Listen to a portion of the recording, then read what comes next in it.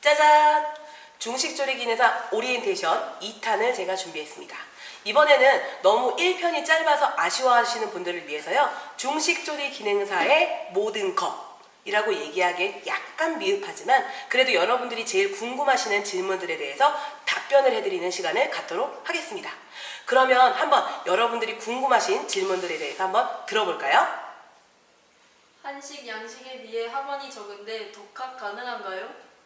예전에 일식과 중식 같은 경우에는요 1년에 3번 정도만 시험 보는 정시 시험이었는데요 이제는 상시 시험으로 바뀌어서 사실 보는 사람들이 되게 많아진 것 같아요. 근데 그러다 보는데 한식이나 양식에 비해서 사람들이 보는 수가 훨씬 더 적다 보니까 학원에서는 이윤을 남겨야 되잖아요. 그래서 조금 개설하는 게 좀 적기는 한데요 여러분들 중식은 어렵지 않아요. 한식, 양식을 저와 함께 하셨다면 중식은 쉽게 더 따실 수 있으니까요. 저와 함께 이 영상과 책 보시면서 합격하시면 되겠습니다. 중식 조리는 많이 어렵나요? 중식 조리는 제가 지금 얘기했죠? 생각보다 많이 쉽다라는 거. 그래서 영상과 책만으로도 여러분들이 충분히 합격하실 수 있다고 생각하시면 되겠습니다. 그런데 단 여기서 한 가지가 있는데요. 한식이나 양식을 한 번도 손에 잡아보지 않으신 분이 중식을 바로 하기엔 조금 어려우니까요. 약간 기초 기술을 조금 익히신 다음에 혼자 공부해서 따시면 되겠습니다. 개인 웍과 펜을 더 지참해야 할까요?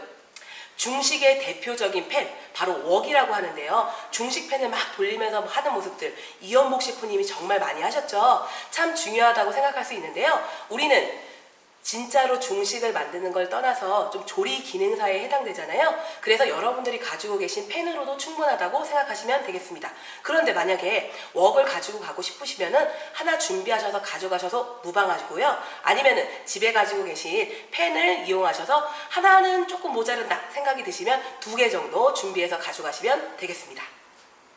중식 칼을 꼭 써야 하나요? 이 질문을 정말 많이 들었었는데요. 중식칼을 꼭 사용해야 되나? 노노노 아닙니다. 일식조리기능사에서는 사시미와 대박칼을 반드시 사용하셔야 되는데요. 중식에서는 중식칼을 반드시 사용 안 하셔도 되고요. 그냥 여러분들이 일반적으로 사용하는 식도를 사용하시면 되겠습니다. 그런데 괜히 불안하다 싶으시면요. 중식칼을 사용하셔도 무방합니다. 향신채는 어떻게 구분하나요?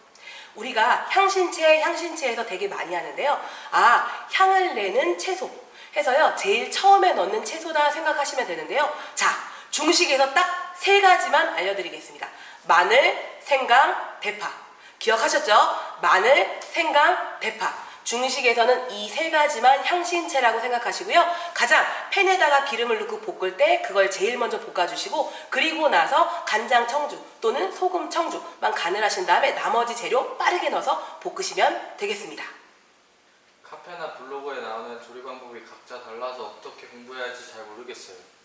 사실 중식 같은 경우에는요. 한식이나 양식은 사람들이 많이 보기 때문에 조금 일반화된 부분들이 있는데요. 중식에서는 이걸 덩어리를 한 번에 데친 다음에 썰어도 되는 건가? 아니면 꼭 반드시 채를 썰거나 칼로 사용을 한 다음에 데쳐야 되나? 되게 고민하시는 분들이 많은데요.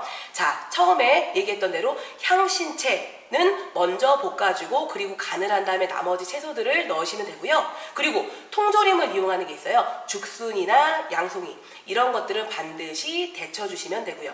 그리고 요구사항에 만약에 채를 써세요 라고 하면은 무조건 모든 재료를 다 채를 써서 중식을 하시면 되고요. 우리가 한식이나 양식 같은 경우에는 어떤 건 채를 쓰고 어떤 건 다지고 참 되게 곤란한 부분들이 되게 많았잖아요. 그런데 중식 같은 경우에는 요구사항에 몇 cm로 채를 써세요 라고 하면 모든 재료 채 써시고 편을 써세요 그러면 모든 재료를 편을 썰어주시고 진행하시면 되겠습니다. 요구사항과 다르게 만들었는데 불합격인가요?